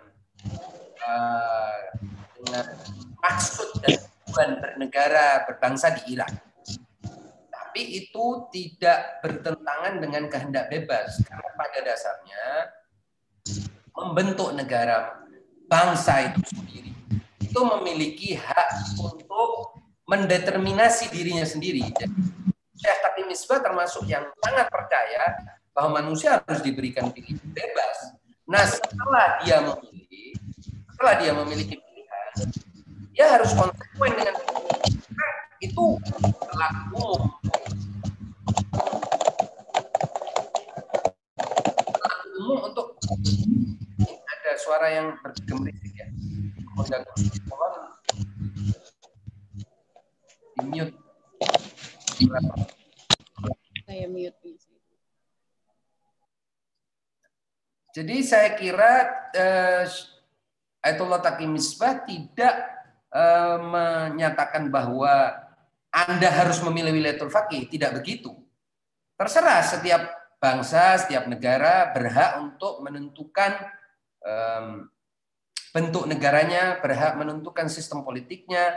Tetapi ketika Anda sudah memilih dengan kebebasan Anda, suatu bentuk, suatu konstitusi, Anda harus ikuti itu dengan segala macam implikasi dan konsekuensinya. Saya kira itu. Dan dalam konteks Indonesia itu seperti yang sudah saya sampaikan pada webinar sebelumnya tentang Qasim Sulaimani, ketika ada pertanyaan tentang bagaimana dengan negara Islam Indonesia, saya kira itu tahsilul hasil ya, pembahasan yang kalau dalam istilah logika itu tautologis, tahsilul hasil. Artinya kita ini sudah cukup Islami, mau ngapain lagi mau mendirikan negara Islam? Itu kan sama seperti orang sudah punya anak mau hamil lagi anak itu kan nggak bisa. Jadi itu mundur ke belakang. Jadi kita sudah punya negara seperti ini, NKRI, ya sudah segala konsekuensinya kita harus ikuti. Tentu kita bisa memberikan kontribusi yang positif, baik di bidang pendidikan, di bidang pembinaan moral, di bidang kebudayaan, di banyak bidang. Bahkan di bidang politik kalau mau terjun yang sesuai dengan konstitusi kita gitu, mendirikan partai politik dan seterusnya. Saya kira tidak bertentangan sama sekali apa yang dia sampaikan tentang wilayatul faqih dengan keyakinan beliau bahwa tindakan akhlak itu harus berbasis pada kehendak bebas.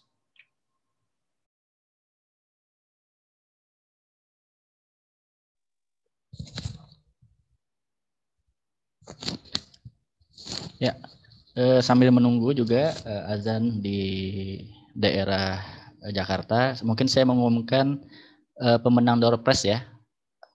Yang pertama, pemenang door prize-nya untuk menerima buku ada Yasir Atmanegara, yang kedua ada William Rizky, dan yang ketiga ada Samiun Al-Musaadi. Nanti bisa langsung kontak kepada panitia di dalam grup ya. Terima kasih. Silakan dilanjut. Oke, kita lanjutkan.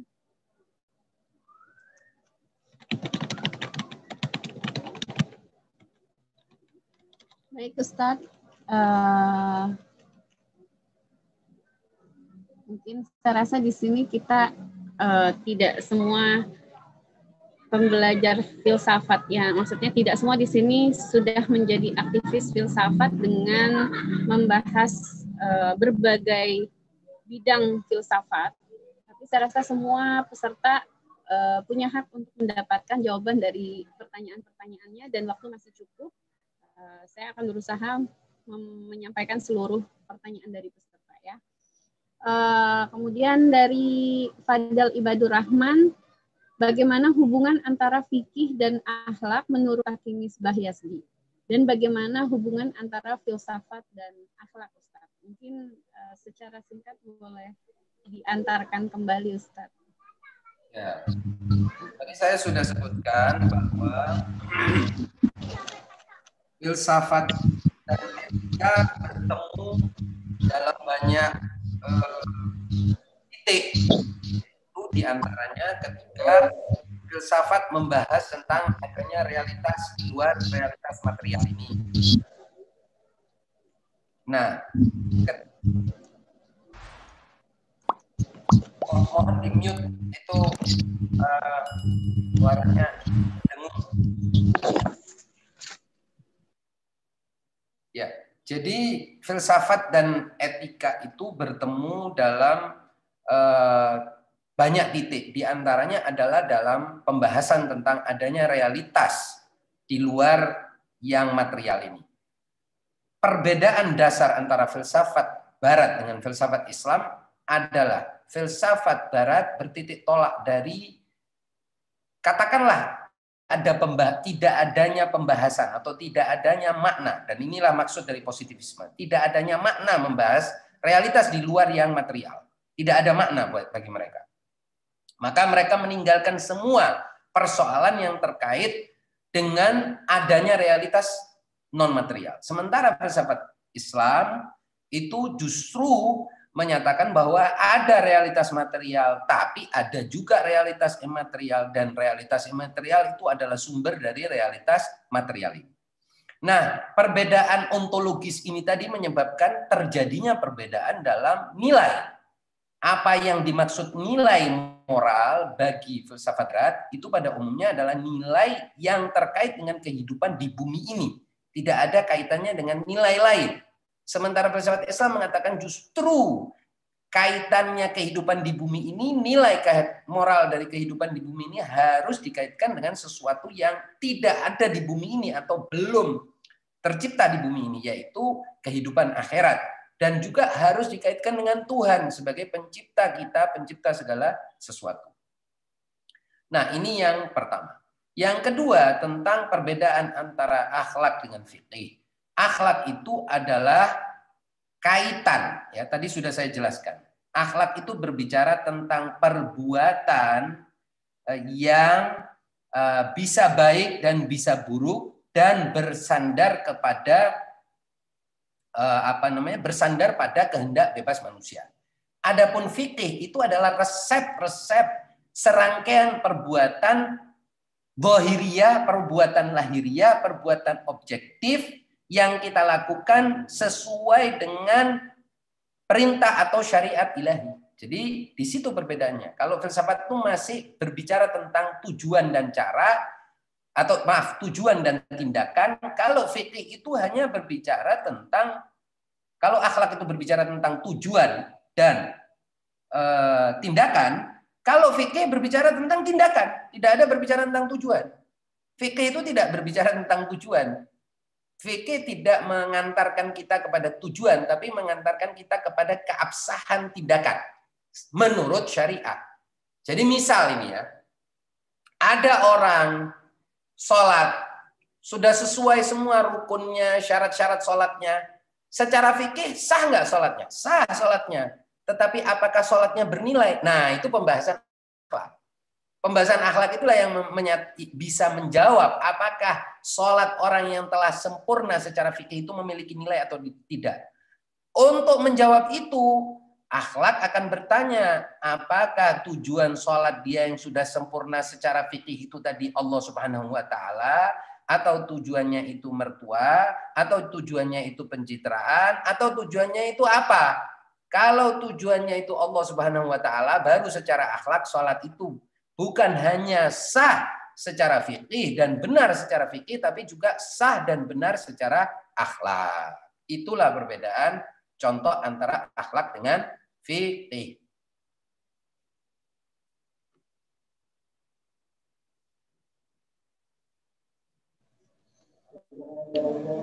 Oke, Ustadz. Ini masih ada hubungannya dengan pertanyaan yang barusan, tapi sedikit lebih filosofis, bahwa perbuatan yang kita kerjakan hari ini itu kan kita menganggapnya sesuatu yang sifatnya baik. Tetapi baik itu sifatnya tadi bicaranya masih subjektif. Namun kita menginginkan sebuah tindakan yang sifatnya objektif, akan tetapi kita tidak mengetahui sandarannya ini kemana objektivitasnya. Nah, pertanyaannya Ustadz, tindakan kita ini akan disandarkan pada syariatkah untuk mencari objektifnya? Dan bagaimana sih tolak ukur dari perbuatan kita yang sifatnya objektif? Masih ada hubungan sama yang sebelumnya. Pertanyaan yang menarik. Jadi ini tadi lagi-lagi ini relasi antara akhlak dengan fikih lagi ya, sedikit ya. Secara filosofis Jadi kita bicara secara filosofis. Apa yang disebut sebagai perbuatan akhlak itu harus subjektif dan objektif sekaligus. Tidak ada perbuatan akhlak yang hanya objektif saja, juga hanya subjektif saja. Mengapa? Karena subjek itulah yang menentukan tujuan dan badan kita lah yang mengerjakan perbuatan objektifnya. Jadi kaitannya harus sinkhiyah. Ingat ya, harus ada keselarasan antara subjektivitas kita dengan objektivitas kita. Kalau tidak terjadi keselarasan, maka perbuatan kita ini seperti terbelah. Dia seperti sesuatu yang tidak nyambung. Seperti tadi sudah saya contohkan, kalau kita kehausan, justru kita lari-lari. Ini justru tidak akan menghasilkan tujuan kita, yaitu menghilangkan haus. Lari-lari bisa jadi malah menambah kehausan. Ini berarti tidak nyambung. Tujuan kita mau menghilangkan haus. Artinya secara subjektif kita mau menghilangkan kehausan. Tapi yang kita kerjakan justru lari-lari. Ini mengakibatkan secara akhlak, tindakan kita ini tidak berakhlak. Tidak mengandung nilai akhlak. Tapi fikih itu adalah tuntunan objektif lahiriah perbuatan kita sesuai dengan syariah. Nah, tindakan-tindakan kita yang sesuai dengan fikih itu belum tentu memiliki nilai akhlak kalau subjektivitas kita ke tempat lain. Jadi kita tidak melakukan atau meneguhkan tujuan yang baik dalam tindakan-tindakan kita yang sesuai dengan fikih. Jadi kita misalnya menghindarkan haram, menghindarkan diri dari haram, melakukan suatu kewajiban, apakah itu kewajiban sholat, puasa, zakat, dan lain sebagainya, tetapi tujuan kita bukan Allah Subhanahu wa taala, tapi tujuan kita adalah sesuatu yang lain. Ini secara filsafat akhlak Islam ini tidak masuk dalam perbuatan yang akhlak, tetapi perbuatan yang benar secara fikih. Saya kira itu jawabannya. Iya, Ustadz. Kemudian, mampukah akal murni kita itu, Ustadz, memahami nilai moral tanpa adanya petunjuk syariat?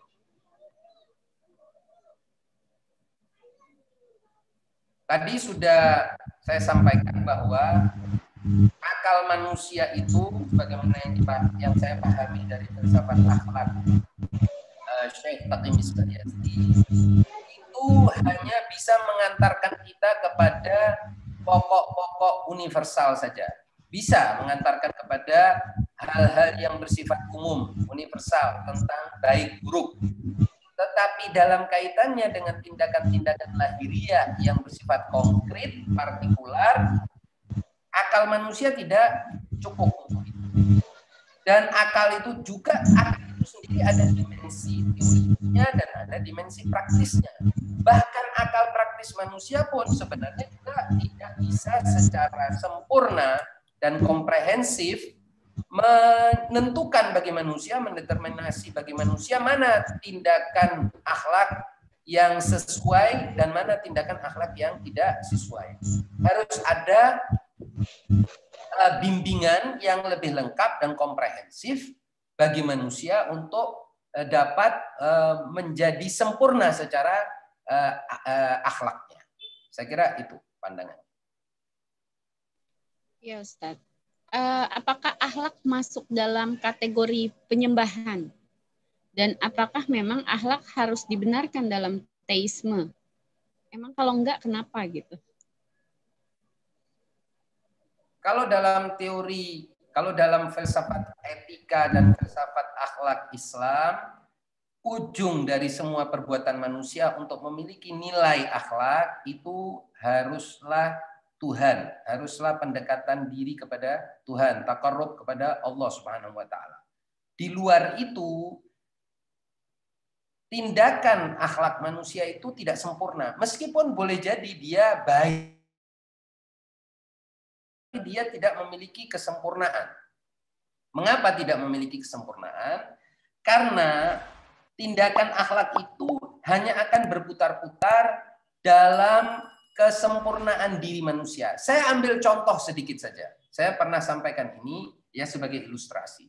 Misalnya begini, ketika ada orang melakukan perbuatan seksual, misalnya, ketika perbuatan seksual itu dilakukan, itu sebenarnya adalah suatu dari sudut pandang ragawi semata-mata, sudut pandang biologis semata-mata, itu kan dapat dipandang sebagai kesempurnaan fungsi-fungsi biologis. Tetapi Tuhan mengatakan bahwa engkau, wahai manusia, tidak hanya fungsi-fungsi biologis, engkau bukan hanya kerangka biologis semata-mata. Engkau harus melakukan perbuatan itu dengan motif yang lain. Maka manusia harus bertanya kepada pasangannya, menciptakan kerelaan pada pasangannya. Tetapi ini pun tidak cukup dalam pandangan agama. Tidak cukup kerelaan antara dua individu dalam melakukan perbuatan yang sebetulnya adalah kesempurnaan biologis itu tadi. Dia harus menaik lagi bahwa kesukarelaan antara dua individu itu tadi harus disetujui oleh masyarakat, harus disetujui oleh para wali, disetujui oleh orang tua, disaksikan oleh banyak orang. Sehingga dia meningkat lagi. Nah, perbuatan akhlak dari sudut pandang agama itu adalah mendewasakan manusia, meningkatkan manusia, mentransformasikan manusia dari melakukan perbuatan yang semata-mata kesempurnaan biologis menjadi kesempurnaan sosial, menjadi kesempurnaan ilahi. Nah, inilah tujuan dari filsafat akhlak itu. Jadi melakukan yang disebut sebagai tadarruj, ya, menaiki tangga evolusi, menumbuhkan dirinya sedemikian sehingga nilai dari perbuatannya perbuatan yang sama, tetapi dia memiliki dimensi-dimensi yang agung, dimensi yang transendental. Mengapa? Nah, ini pertanyaannya, mengapa harus seperti itu? Karena filsafat akhlak Islam dibangun di atas ontologi atau filsafat wujud Islam yang mengatakan bahwa wujud ini berkesinambungan. Wujud ini bukan cuma tataran material dan biologis semata-mata. Wujud ini ada wujud dimensi biologis dan duniawi atau material, ada wujud dalam dimensi barzakh, ada wujud dalam dimensi ruh, ada wujud dalam dimensi nur dan lain sebagainya, dan itu panjang lebar dalam filsafat wujud yang telah diadopsi oleh para filsuf Islam.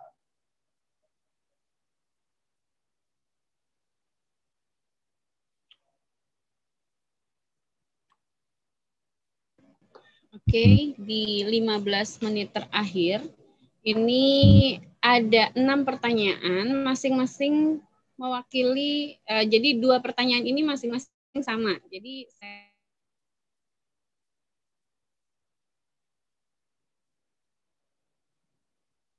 lagi, karena saya sangat baik sekali hari ini membacakan semua pertanyaannya. Oke, sorry.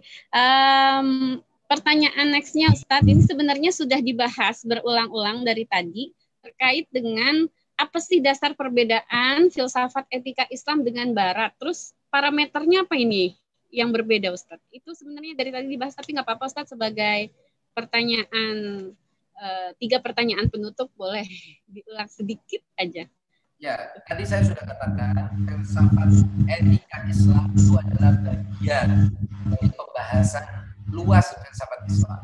Dan itu pembahasannya dimulai dengan begitu ada perbedaan dalam kesimpulan-kesimpulan pada pembahasan atau diskusi filsafat wujud, maka jelas akan ada perbedaan dan bahkan deviasi perbedaannya akan semakin kuat atau semakin jelas dalam pembahasan filsafat etika.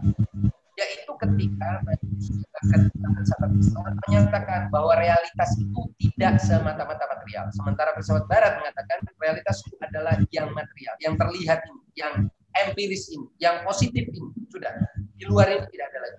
Filsafat Islam mengatakan tidak benar itu, dan ini kemudian mengandung berbagai perbedaan, bagaimana yang sudah saya sampaikan pada pembahasan tentang rujukan dan tindakan akhlak awal.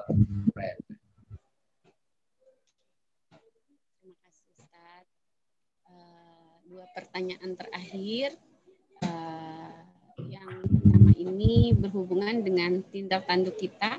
Tadi kalau saya dengar dari Ustadz itu, ini saya sedang membacakan tapi parafrase ya biar cepat gitu. Tadi Ustadz bilang bahwa memang ada sumber dari diri kita juga sebagai tindak tanduk dari perbuatan kita. Nah, selain dari internal individu kita, ada faktor eksternal. Faktor eksternal. Apa sih yang paling mempengaruhi Ustadz? Internal atau eksternal? Kemudian, apakah akhlak itu sendiri sifatnya spontan? Karena memang saya pernah baca itu Ustadz, akhlak definisinya adalah tindakan spontan tanpa berpikir rasional gitu. Jadi misalnya membantu orang kita nggak mikir dia agamanya apa, dia warna kulitnya apa gitu. Prinsipnya membantu. Gimana itu Ustaz? Jawaban sederhananya saya sendiri sebetulnya punya mohon lagi-lagi semua mute dulu ya kalau pas lagi tidak supaya ya. Jadi lagi-lagi saya bilang bahwa tidak ada dalam pemahaman saya tentang yang saya pelajari dari Islam secara keseluruhan, filsafat Islam, teologi Islam, dan lain sebagainya, usul fikih yang saya tahu adalah bahwa tidak ada sesuatu yang ekstrim.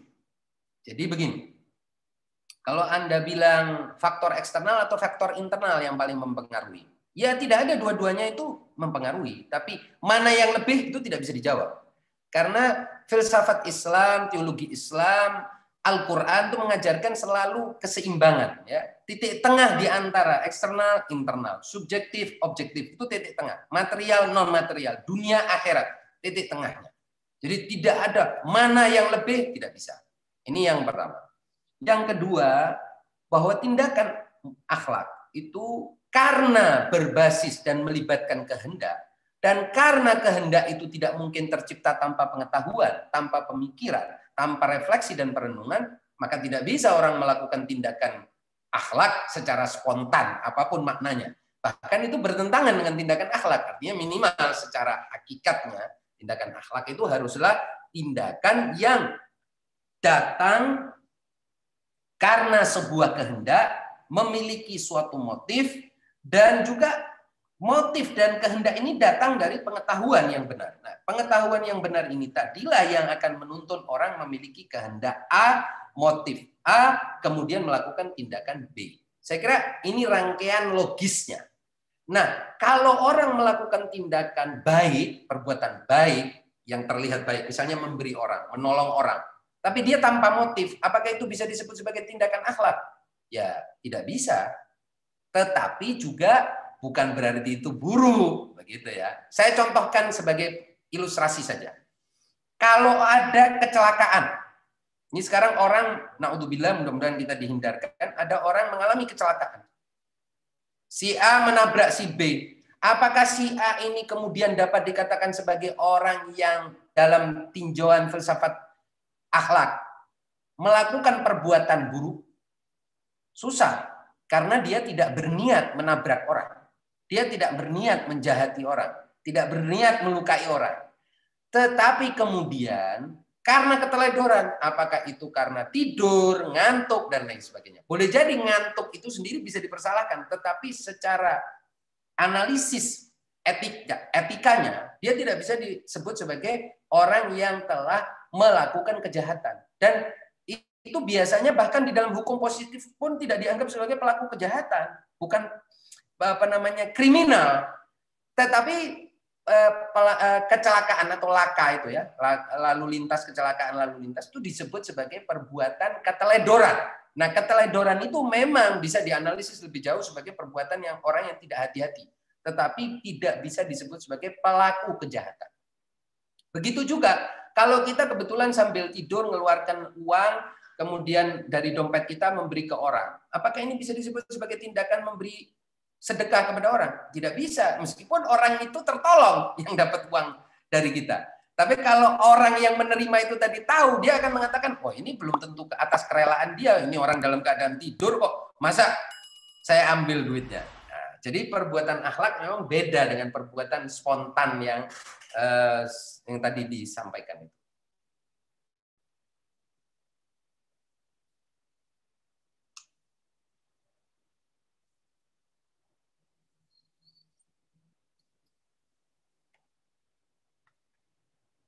Afik masih di Oke, unmute. terima kasih banyak Ustadz atas pemaparannya dan jawaban-jawaban dari pertanyaannya yang menjadikan pembahasan lebih kaya lagi.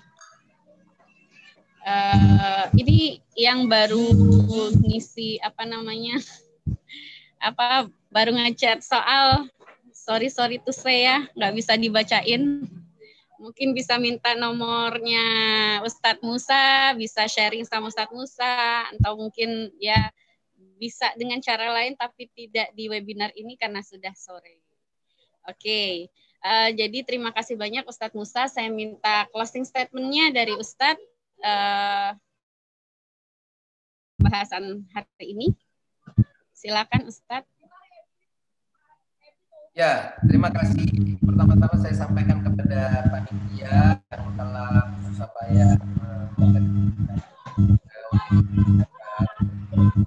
motivasi kita jejak untuk mengenal pemikiran dari tokoh kita, besar Islam Syekh Takdim Misbah. Yang pertama, kedua, apa yang saya sampaikan itu sebenarnya hanyalah presentasi dari atau pemaparan dari tema dan subtema filsafat etika Islam yang sangat luas, ya. Dan harapan kita adalah bahwa kita dapat terus belajar, ya, karena ilmu ini adalah kita pandu kita untuk menuju pada kehidupan dunia dan akhirat yang lebih baik. Saya kira itu closing statement dari saya. Walafu minkum. Assalamualaikum warahmatullahi wabarakatuh. Waalaikumsalam warahmatullahi wabarakatuh. Hanya para peserta yang sampai sekarang masih di angka 73 peserta. Waalaikumsalam warahmatullahi wabarakatuh, Ustaz. Oke. Saya ulangi sekali lagi, peserta yang mendapatkan door prize, mohon nanti bisa hubungi panitia.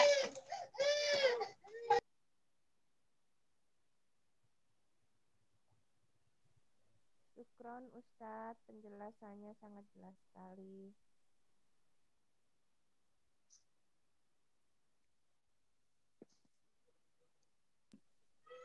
Oke, yang pertama Yasar Atmanegara, yang kedua William Rizky, yang ketiga Samiun Al-Musaadi, yang keempat Fadel Ibadur Rahman, ya. Yang terakhir Muhammad Hashir. Jadi kelima nama tersebut akan diberikan door prize berupa novel, ya, buku novel menarik. Oke, selanjutnya bisa hubungi panitia. Panitia saya kembalikan ya kepada MC Bapak Syamsuddin Juhran. Kepadanya saya persilahkan. Terima kasih banyak atas kesempatannya. Saya pamit undur diri. Assalamualaikum warahmatullahi wabarakatuh. Ya, terima kasih Mbak Fikria. Terima kasih Mbak Fikria. Mungkin saya kembalikan kepada Ambotuo. Silakan selaku MC. Ya, terima kasih kepada Mbak Fikria yang sudah menjadi moderator pada webinar seri 2 kali ini, yang juga telah mengarahkan diskusi seri 2 pada sore hari ini. Kami juga dari panitia berterima kasih kepada Ustadz Musa Kazim yang telah memaparkan materi terkait dengan akhlak. Terima kasih juga kepada para peserta, teman-teman webinar seri kedua mengenang sosok pemikiran Ayatullah Misbah Yazdi, baik yang di room Zoom maupun yang di live streaming FB dan juga YouTube Jakfi Nusantara. Ya, kami juga dari panitia mohon maaf pelaksanaan seri kedua kali ini ada masalah-masalah yang membuat para peserta webinar mengalami ketidaknyamanan. Kali ini Kemudian sebagai info juga mengenai sertifikat, nanti bisa menghubungi panitia yakni Mbak Osi. Untuk selanjutnya kita masuk pada acara penutup, yaitu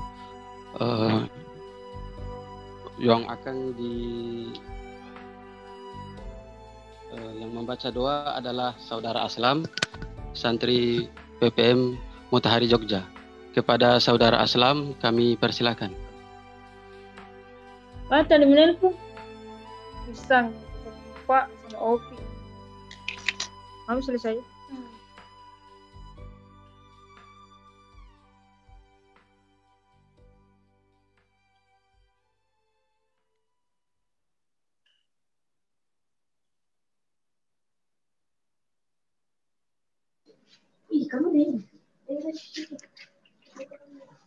Ya, MC gimana?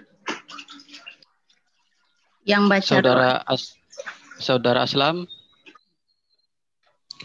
Bismillahirrahmanirrahim. Allahumma shalli ala Muhammad wa ali Muhammad. Allahumma shalli ala Muhammad wa ali Muhammad. Allahumma shalli ala Muhammad wa ali Muhammad.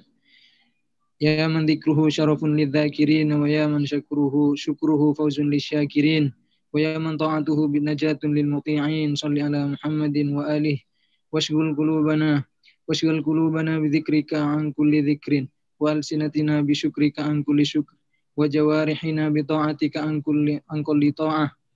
Wa in qaddarta lana faragan min syughulin faj'alhu faraga salamatan la tudrikuna fihi tabi'atun wa la tanhaguna isamatun hatta yansarif anna kuttabus sayyi'at bi sahifati khaliyati min dhikri sayyi'atina wa yatawalla kuttabul hasanat anna masrurina bima katabu min hasanatina wa idan qadat ayyamu hayatina wa tasarramta madadu a'marina wastahdaratna da'watuka allati la budda minha wa min ijabatiha. Shalli ala Muhammadin wa alihi waj'al khitama ma tuhsi alaina katabatu a'malina taubatan maqbulatan la tuqifuna ba'daha ala dhanbi ijtarahna wala ma'siyatan tarafnaha wala takshif anna sitran satartahu ala ru'usil ashhadi yawma tablu akhbar ibadika innaka rahimun biman da'ak wa mustajibun liman nadak ya rabbal alamin. Shalli ala sayyidina Muhammadin wa alihi thayyibin at-tahirin walhamdulillahi rabbil alamin. Amin amin amin ya Ya. rabbal alamin. Amin ya rabbal alamin. Ya, terima kasih kepada Saudara Aslam yang telah membacakan doa penutup. Sekali lagi kami dari panitia sangat berterima kasih kepada Ustadz Musa Kazim yang telah bersedia menyempatkan waktu untuk mengisi acara seri kedua mengenang sosok pemikir Ayatullah Taqi Misbah Yazdi yang terkait dengan pemikirannya di dalam bidang akhlak atau etika. Yang terakhir kami memohon kalau berkenan peserta untuk membuka videonya untuk kita foto bersama. Nanti kalau nanti saya hitung 1, 2, 3 baru kita foto bersama. Mungkin teman-teman semua mungkin bisa membuka video untuk kita foto bersama. Oke, siap. Oke, saya hitung 1, 2, 3. Sekali lagi Ustadz, kami berterima kasih pada Ustadz Musa Kazim atas waktunya memberikan materi pada seri kedua tentang webinar mengenai sosok pemikiran Ayatullah Taqi Misbah Yazdi. Terima kasih teman-teman atas partisipasinya. Sekali lagi mohon maaf atas ketidaknyamanan ya selama webinar berlangsung. Saya akhiri. Wabillahi taufiq wal hidayah. Wassalamualaikum warahmatullahi wabarakatuh.